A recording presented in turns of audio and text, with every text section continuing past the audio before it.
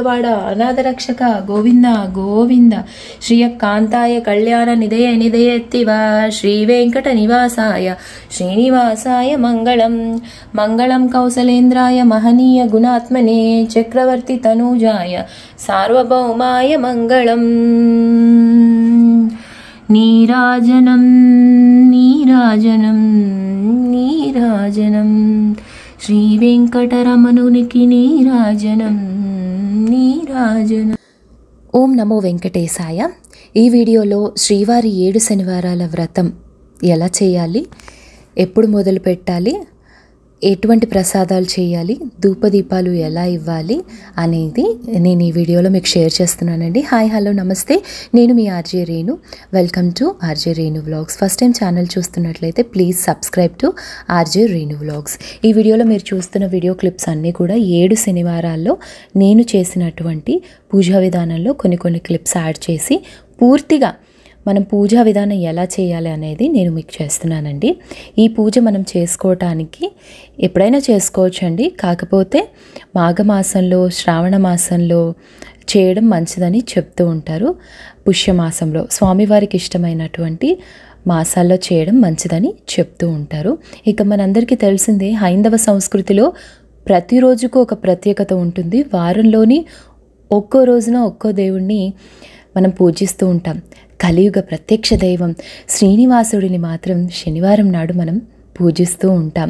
ఆపద మొక్కలవాడైన కోనేటి రాయుడు, కోరిన వరాలిచ్చే కొంగు బంగారు దేవుడు, సప్తగిరులపై వెలసిన తిరుమలేశుడు, భక్తులను ఆపదల నుంచి రక్షించే ఆపద్బాంధవుడు.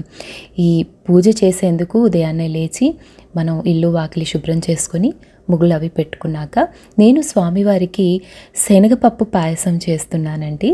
ఇది మనకి ఎక్కువగా రాయలసీమ ప్రాంతంలో చేస్తుంటారు, చిత్తూరులో చేస్తుంటారు. దీనికోసము 1 కప్పు సగ్గుబియ్యం నానబెట్టాను, 1 కప్పు శనగపప్పు ఉడకబెట్టాను. 1 గ్లాస్ వాటర్ పోసి బాగా ఉడికిన తర్వాత దాన్ని చక్కగా మెదుముకొని అందులో మనము ఈ సగ్గుబియ్యాన్ని పోయాలి. దీనికి ఆ తర్వాత మనం ఎంతైతే బెల్లం సగ్గుబియ్యం తీసుకున్నామో ఆ డబుల్ క్వాంటిటీలో బెల్లం తీసుకోవాలి. బెల్లంని కూడా పాకం పట్టుకొని ఇందులో వేయచ్చు. దాన్ని బాగా మరగపెట్టాలండి. అంటే పప్పులుగా కూడా ఉన్నా ఓకే.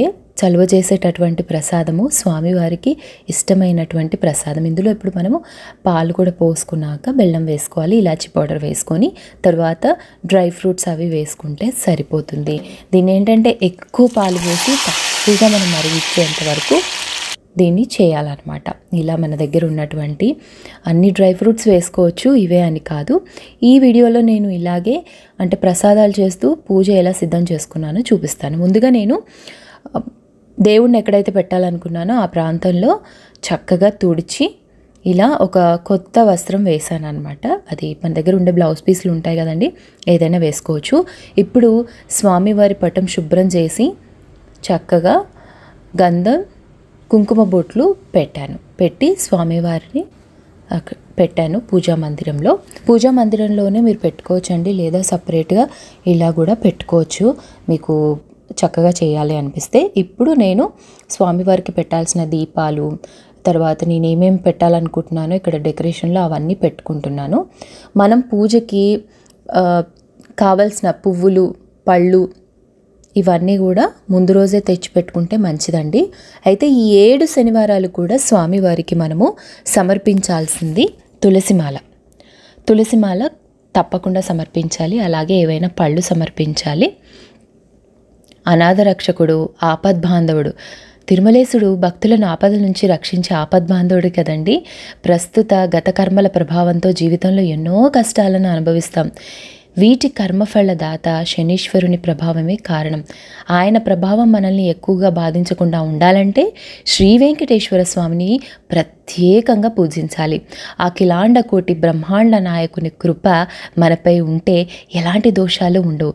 కానీ శ్రీనివాసుని కృపతో పాటు శనిదేవుని దోషం కూడా పోవాలంటే 7 శనివారాలు క్రమం తప్పకుండా శ్రీవారికి పూజ చేయాలి. శనివారం రోజు తెల్లవారుజామునే నిద్రలేచి స్నానాదులు ముగించి పూజ గదిని శుభ్రం చేసి వెంకటేశ్వర స్వామిని అలంకరించాలి. స్వామిని అలంకరించేటప్పుడు ఎరుపు పుష్పాలు కానీ పసుపు పుష్పాలు కానీ ప్రత్యేకించి మనం తులసిమాలని స్వామివారికి సమర్పించాలి. ఇలా స్వామివారికి నేనైతే తులసిమాలని సమర్పించాను. ఆ తర్వాత పూజ ప్రారంభించి సంకల్పం చెప్పుకోవాలి. ఏంటి మన సంకల్పం అనేది చెప్పుకోవాలి. ఇక్కడ మనము ప్రతి వారం చేసేటటువంటి ప్రమిదలు ముఖ్యం. ఆ ప్రమిదలు ఇప్పుడు నేను చేస్తున్నాను. దీనికి వెడల్పాటి గిన్నె తీసుకున్నానండి, శుభ్రమైనది. అందులో ఒక అరటిపండు వేస్తున్నాను. అరటిపండు, బెల్లం, పాలు, బియ్యపిండి కలిపి ప్రమిదల్ని తయారు చేసుకోవాలి. 7 ప్రమిదలు చేయాలండి. ప్రతి శనివారం 7 ప్రమిదలు పెట్టాలి. ఆ ప్రమిదలే ఇప్పుడు ఎలా చేయాలో నేను చూపిస్తూ ఉన్నాను. స్వామివారికి ఎంతో ప్రీతికరమైన నేతితో దీపారాధన చేయాలి. ఈ రోజున వైష్ణవులు శ్రీహరిని నియమనిష్టలతో పూజిస్తూ ఉంటారు. మనం వేకువజామునే లేసి తులసికోట ముందు ఆవునేతితో కానీ నువ్వుల నూనెతో కానీ దీపం వెలిగించిన వారికి అష్టైశ్వర్యాలు సిద్ధిస్తాయని చెప్తూ ఉంటారు. ఇలా చేసిన వారి ఇంట్లో లక్ష్మీదేవి నిరంతరం కొలువు ఉంటుందని అందరి భక్తుల నమ్మకం. ఇక్కడ నేను చెప్పాను కదా, బియ్యపిండి, తర్వాత బెల్లం, అరటిపండు వేశాను. వీటిని ముందుగా మనం మెదుముకోవాలి. ఎందుకంటే బెల్లం కొంచెం పౌడర్ లాగా ఉండదు కదా. బెల్లాన్ని మనం చాకుతో గీరి వేస్తే బెటర్గా ఉంటుంది. అది కలిపాక ఇప్పుడు కొన్నిగా ఆవు పాలు పోసుకుంటూ మనం చపాతీ పిండిలాగా ఈ పిండిని తయారు చేసుకోవాలి. చపాతీ పిండిలాగా ఈ పిండిని తయారు చేసుకొని ఆ తర్వాత ప్రమిదల షేప్లో చేసుకోవాలన్నమాట. అలాగే స్వామివారికి ఈరోజు మనం పెట్టాల్సిన నైవేద్యాలు కూడా కొన్ని ఉన్నాయండి. ఇక ప్రసాదం విషయానికి వస్తే వడపప్పు, పానకము, చలిమిడి ప్రతి వారం పెట్టుకుని స్వామికి కొన్ని అరటిపండ్లు నివేదనగా పెట్టుకుని ఏదైనా ఒక ప్రసాదం, అంటే తిరుమల శ్రీవారికి ఎన్ని రకాల ప్రసాదాలు నివేదిస్తారో మనకు తెలుసు కదండి. అయితే ఏ రోజు మనము కుదిరిందో ఆ రోజు చేసుకోవచ్చు. ప్రత్యేకంగా స్వామివారికి లడ్డు అంటే ప్రీతి కదా, సో లడ్డు మనము నివేదన చేయవచ్చు. ఆ తర్వాత చక్కెర పొంగలి కానీ, కదంబం కానీ, పులిహోర కానీ, దద్దోజనం కానివ్వండి, ఇలా వడలు కానీ ఏవైనా సరే. మిరియాల పొంగలి ఎక్కువగా ఇష్టము. మారీచి అన్నం అంటారు దాన్ని. అది ప్రత్యేకంగా స్వామివారికి మనము సమర్పించుకోవాలి. నేను కూడా చేశానండి. మారీచి అన్నం అంటే ఏం లేదు, మనం అన్నం వండుతాం కదా, అది నెయ్యి వేసి మిరియాల పౌడర్ వేసి పోపు పెట్టాలండి నెయ్యితో. నెయ్యి అన్నంకి మిరియాల పొడిని యాడ్ చేయడం అన్నమాట. అది ఇక్కడ నేను ప్రమిదలు చేసుకోవడం అయిపోయిందండి. ఇప్పుడు ఆ ప్రమిదలకి గోవింద నామాలు పెట్టుకోవాలి. అందుకోసం మనము శుభ్రమైన ప్లేట్ ఒకటి తీసుకొని దాని మీద పసుపు, కుంకుమలు, బియ్యపిండితో ముగ్గు వేసి ఆ తర్వాత ప్రమిదలకి కూడా గోవిందనామాలు, పసుపు కుంకుమలతో గోవిందనామాలు పెట్టుకొని వాటిని మనం ఈ ప్లేట్లో వరుసగా పెట్టుకోవాలి. ఏ వరుసలో అయినా పెట్టుకోవచ్చు. నేను ఒక్కొక్క వారం ఒక్కొక్క విధంగా పెట్టానండి. 7 శనివారాలు పూజ చేయాలి స్వామికి. ఏదైనా ఒక ప్రసాదం నివేదన చేయాలి. మీరు వీడియో అంతా స్కిప్ చేయకుండా వింటే నేను ఏమేమి చెప్తున్నానో మీకు క్లియర్గా అర్థమవుతుందండి. ఎందుకంటే వీడియో లెంత్ ఎక్కువ ఉంది కదా. చాలామంది అడుగుతున్నారు. నేను చేసి కూడా చాలా మంత్స్ అయింది. వివరణగా చెప్పాలని నేను కొంచెం టైం తీసుకున్నాను. మనం ప్రతి వారం కూడా చేసే దాంట్లో పెంచుకుంటూ వెళ్ళడమే. అంటే స్వామివారికి 7 శనివారాలు చేశాక వడ్డీ ఇవ్వడం ఉంటుంది. ఆ రోజు 8వ వారం చేయాలన్నమాట. అంటే ప్రతి వారం మనం ఇలా స్వామివారికి తులసిమాల సమర్పించి వడపప్పు, పానకం, చలిమిడి పెట్టి ఏమైనా పళ్ళు పెట్టి 7 దీపాలతో దీపారాధన చేసి ఆ తర్వాత స్వామివారి అష్టోత్తరం, శ్రీ వెంకటేశ్వర స్వామి అష్టోత్తరం, పద్మావతీదేవి అష్టోత్తరం, శ్రీ మహాలక్ష్మీదేవి అష్టోత్తరం, అవి మీ ఇష్టం. పువ్వులతో కావచ్చు, అక్షింతలతో కావచ్చు, పసుపు కుంకుమలతో కావచ్చు, ఇలా ఏ విధంగానైనా చేయొచ్చు. అయితే ఇంకా మరీ శ్రేష్టంగా మనం అనుకున్న కోరిక నెరవేరాలి అని అంటే కర్పూరంతో కూడా స్వామివారికి గోవిందనామాలు చేయొచ్చండి. ఒక్కొక్క గోవిందనామానికి ఒక్కొక్క కర్పూరం స్వామివారికి సమర్పించడం. ప్రమిదలు చేయడం అయ్యింది. ఇప్పుడు గోవిందనామాలు పెడుతున్నాను చూడండి. ఇలా మనం గోవిందనామాలు పెట్టాలండి. ఒక వారం చేసామంటే ఇంకా 2వ వారం మనకు అలవాటు అయిపోతుందండి. ఒక గంట టైం పడుతుంది. నిదానంగా స్వామివారి విష్ణు సహస్రనామం పెట్టుకొని వినుకుంటూ ఈ పూజకు అన్నీ సిద్ధం చేసుకొని అన్నీ దగ్గర పెట్టుకొని మనం గోవిందనామాలు చదవడము, స్వామివారి అష్టోత్తరము, అమ్మవార్లైనటువంటి శ్రీ పద్మావతీదేవి, శ్రీ మహాలక్ష్మీదేవి వారి అష్టోత్తరం చదువుతూ మనం ఇలా పూజ చేసుకొని తర్వాత స్వామివారికి నైవేద్యం సమర్పించి మంగళహారతి పాడడమే అనమాట. సో ఈరోజు మనం ఉపవాసం ఉండాలా అంటే అది ఇంకా మీ ఇష్టం అండి. మీ హెల్త్ విషయాన్ని బట్టి, అంటే మీ హెల్త్ ఓకే అనుకుంటే మీరు ఉపవాసం ఉండి సాయంత్రం వదలొచ్చు, లేదు అంటే వంటిపూట భోజనం చేయొచ్చు. దీనికి నేల మీదే పడుకోవాలి అలాంటివి ఏమీ లేవండి. ఒక్కటి మనం చేసే పూజ ఏదైతే ఉందో ఆ పూజ అంతా కూడా భక్తితో, స్వామివారి మీద నమ్మకంతో మనం పూజ చేయాలి స్వామివారికి. ఇక్కడ నేను కర్పూరం కూడా సిద్ధం చేసుకున్నాను చూడండి. మనకి కర్పూరం వచ్చేసి మనకి మామూలుగా ప్యాకెట్ రూపంలో దొరుకుతుంది కదండి, అది సరిపోతుందండి గోవిందనామాలకి. సో దీన్ని ఏం చేయాలి, ఆ కర్పూరంతో అష్టోత్తరం లేదా గోవిందనామాలు చదివినప్పుడు ఏం చేయాలి, ఎందుకు కర్పూరంతో చేయాలనేది నేను వీడియో లాస్ట్లో చెప్తాను. వీడియో ఎక్కడ స్కిప్ చేయకుండా మీరైతే చూడండి. అయితే స్వామివారికి సోమవారం రోజు తిరుపతిలో విశేషంగా 51 పెద్ద దోసలు, 51 చిన్న దోసలు, 51 పెద్ద అప్పాలు, 102 చిన్న అప్పాలు స్వామివారికి నివేదిస్తారు. మంగళవారం మాత్రం ప్రత్యేకంగా మాతృ ప్రసాదాన్ని నివేదిస్తారు. ఈ మాతృ ప్రసాదంతో పాటు రోజు సమర్పించే ప్రసాదాలు కూడా ఉంటాయి.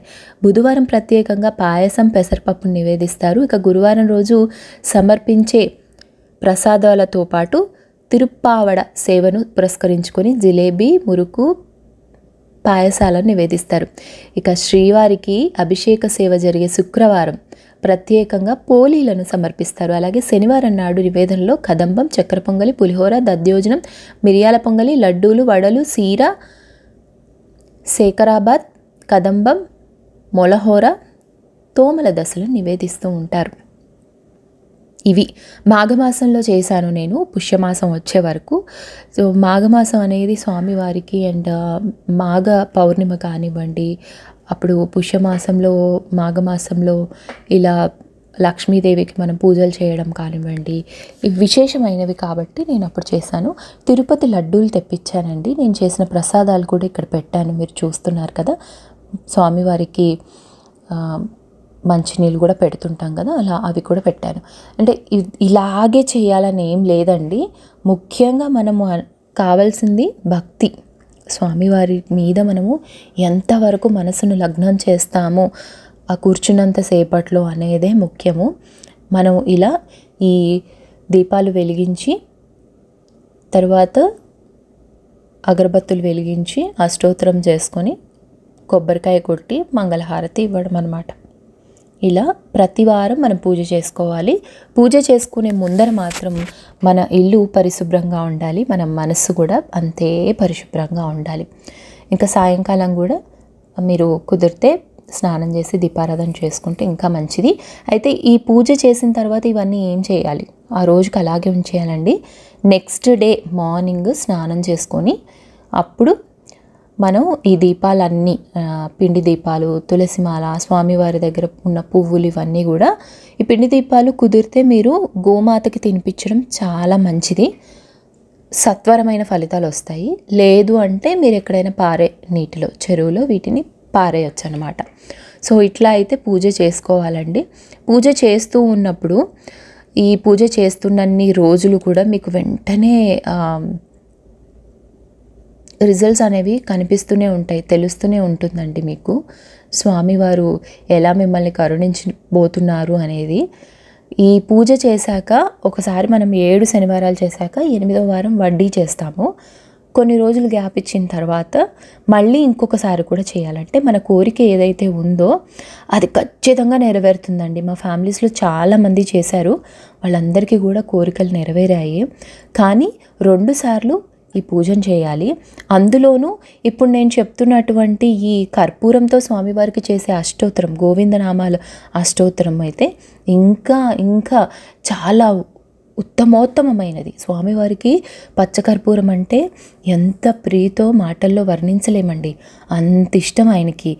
అయితే ఈ కర్పూరంతో మనము చేస్తూ ఉంటాం కదా, ఒక ప్రత్యేకమైన డబ్బా పెట్టుకోండి. అది స్టీలు డబ్బా కానీ లేకపోతే సీసా కానీ పెట్టుకొని మీరు చేసిన ఈ అష్టోత్తరంతో చేసిన కర్పూరం ఉంటుంది కదా, దాన్ని నెక్స్ట్ డే ఈ పూజా సామాగ్రి అంతా, అంటే పూజ ఫోటోకి పెట్టిన మాల, ఈ పిండి దీపాలు ఇవన్నీ తీస్తాం కదా, వాటితో పాటు తీసినప్పుడు ఆ కర్పూరాన్ని మాత్రం ప్రతి శనివారం ఒకటో శనివారం, రెండో శనివారం, మూడో శనివారం, 7 శనివారాలు, 8 శనివారాలు చేసింది కూడా ప్రతి వారం ఆ డబ్బాలో వేస్తూ ఉండండి. దీన్ని ఏం చేయాలి అని అంటే, మీరు తిరుపతికి వెళ్ళినప్పుడు అక్కడ మనకి టెంపుల్ ముందర మనం కర్పూరం వెలిగిస్తాం, కొబ్బరికాయ కొడతాం కదా, అక్కడ దీన్ని సమర్పించాలి. ఆ కోరిక కోరుకున్నారు కదా, అక్కడ దీన్ని సమర్పించాలి. అయితే ఈ కర్పూరంతో చేసే గోవిందనామాలు ప్రత్యేకించి సపరేట్గా చేసుకోవచ్చు 7 శనివారాలతో కాకుండా. కానీ నేను ఎలాగూ చేస్తున్నాను కదా అని ఈ కర్పూరంతో కూడా గోవిందనామాలు చేసేసాను. ఏది చేసినా తృప్తిగా చేయాలనేది నా ఫీలింగ్ అండి. సో అందుకే నేనైతే అలా చేసుకున్నాను. నైవేద్యాలు కూడా చాలా చాలా ప్రత్యేకంగా చేసుకున్నా స్వామివారికి మహా నైవేద్యం చేసినప్పుడు ఇష్టమైనటువంటి ఈ పాయసం కానివ్వండి, తర్వాత తిరుపతి లడ్డు కానివ్వండి, చలిమిడి వడపప్పు పానకం కానివ్వండి, మారీచి అన్నం కానివ్వండి, దద్దోజనం కానివ్వండి, పులిహోర, ఎంత మంచి పులిహోర, అద్భుతమైనటువంటి పులిహోర స్వామివారికి. ఆ తర్వాత అన్నం, పప్పు, కూర, పచ్చడి, అప్పడం ఇవన్నీ పెట్టి మహానైవేద్యం చేసి ఆ రోజు కొంతమందినైనా పిలిచి వాళ్ళకి భోజనాలు పెట్టి ఇలా చేశాను. ఆ టైంలో ఇంకా నాకు కరెక్ట్గా సెట్ అవ్వలేదు కాలు, అయినా కూడా చేతనైనంత వరకు చేసుకున్నాను. ఎక్కువ క్వాంటిటీ చేయకుండా నాకు తోచిన వాళ్ళని పిలుచుకొని భోజనాలు పెట్టుకున్నాను. అలా మనం 7వ శనివారం కొంతమందిని, మనకు ఆప్తులైన వారిని, మన బంధువుల్ని, మన ఇంటి వారిని పిలుచుకొని ఇలా మనం 7 శనివారాల వ్రతం రోజు ఉద్యాపన చేస్తాం కదా, 7వ శనివారం అప్పుడు మనం ఇలా భోజనాలు పెట్టుకుంటే ఇంకా మంచిది. ఇంకా 8వ శనివారం అలాగే సేమ్ స్వామివారికి ఇష్టమైనటువంటి ప్రసాదాలన్నీ నివేదన చేసి స్వామివారికి సమర్పించి చక్కగా ఇలాగే పూజ చేసుకొని, కుదిరితే ఇంకా మనం ఇంకేమైనా కొంతసేపు స్వామివారితో మనం స్పెండ్ చేయాలి టైం అనుకుంటే చక్కగా మనము విష్ణు సహస్రనామం కూడా చదవచ్చండి. ఇది పూజా విధానం అండి. ఇలా మనము 7 శనివారాల వ్రతం అనేది చేసుకోవాలి. ఇంకొకసారి కూడా చెప్తున్నానండి, పూజ చేసే విధానము దీనికి ముఖ్యమైనది తులసిమాల, తర్వాత ఈ పిండి దీపాలు అంటే పాలు, అరటిపండు, బెల్లం, బియ్యపిండితో చేసే దీపాలు, ఆవనేతితో దీపం వెలిగించడము, స్వామివారికి ఏదైనా ప్రసాదం చేయడం, అష్టోత్తరం చేయడం.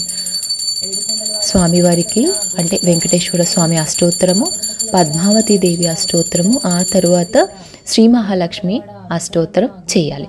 చేసిన తర్వాత స్వామివారికి హారతి కర్పూరం ఇచ్చి, మీకు చక్కగా మంగళహారతి వస్తే చక్కగా పాడండి, స్వామివారితో కాసేపు మాట్లాడండి. అదేంటి అలా అంటున్నా అనుకుంటున్నారా? కాసేపు మనము అంటే కళ్ళు మూసుకొని దండం పెట్టుకుంటూ, స్వామి నాకు మంచి ఉద్యోగం రావాలి, నాకు మంచి ఇల్లు కావాలి, మా పిల్లలు బాగుండాలి, మా ఆరోగ్యం బాగుండాలి, అలా కాదు, ఇంకేదన్నా మాట్లాడండి, స్వామితో కాసేపు టైం స్పెండ్ చేయండి. ఒక మంచి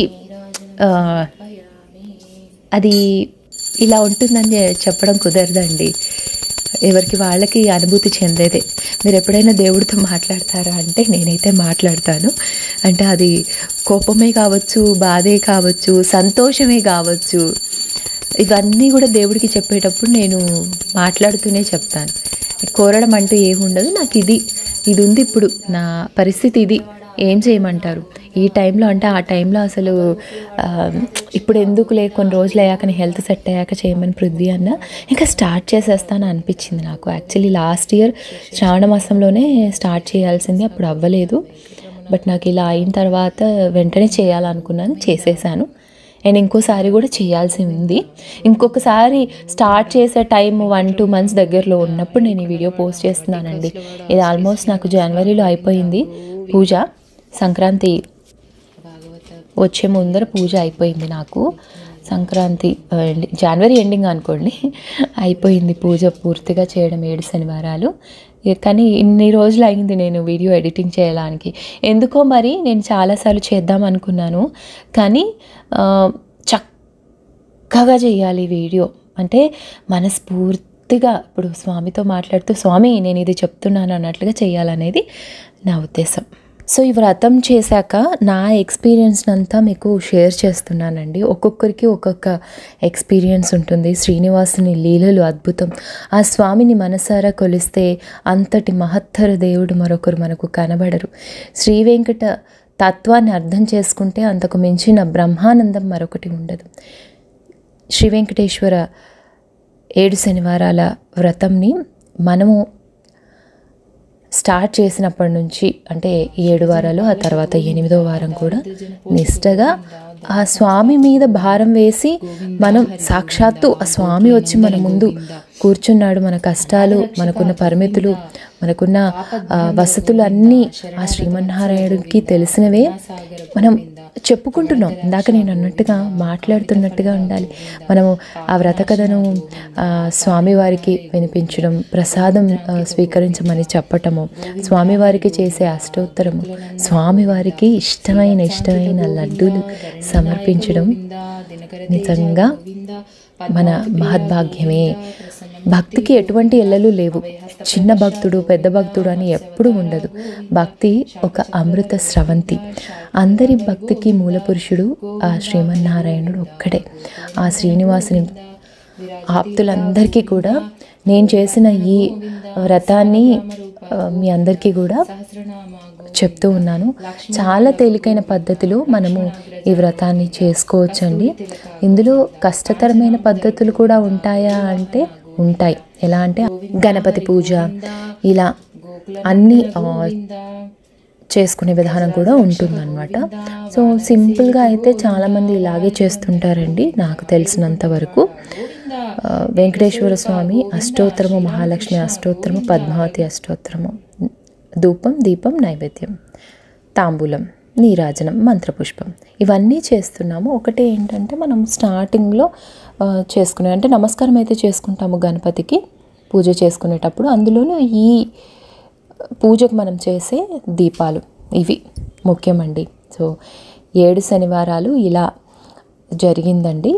అండ్ పూజ అయితే చాలా బాగా చేసుకున్నాను. అండ్ ఈ పూజ చేశాక మీకు ఏమైనా డౌట్స్ ఉంటే మాత్రం నాకు కూడా మెసేజ్ చేయండి ఖచ్చితంగా. ఎవరైనా పూజ చేసుకోవాలి అనుకున్న వాళ్ళకి ఈ ఇన్ఫర్మేషన్ ఉపయోగపడుతుంది అనుకుంటే తప్పకుండా మీరు ఈ వీడియోని షేర్ చేయండి. మొదటిసారిగా మన ఛానల్ని చూస్తున్నట్లయితే ప్లీజ్ సబ్స్క్రైబ్ చేసుకోండి ఫర్ మోర్ వీడియోస్ కోసం. చాలా వారాలు కష్టపడి పూజ అయితే చేశానండి. మరోసారి కూడా చేయాలి. అప్పుడు చేసినప్పుడు కూడా మళ్ళీ కలుస్తాను. నమస్తే.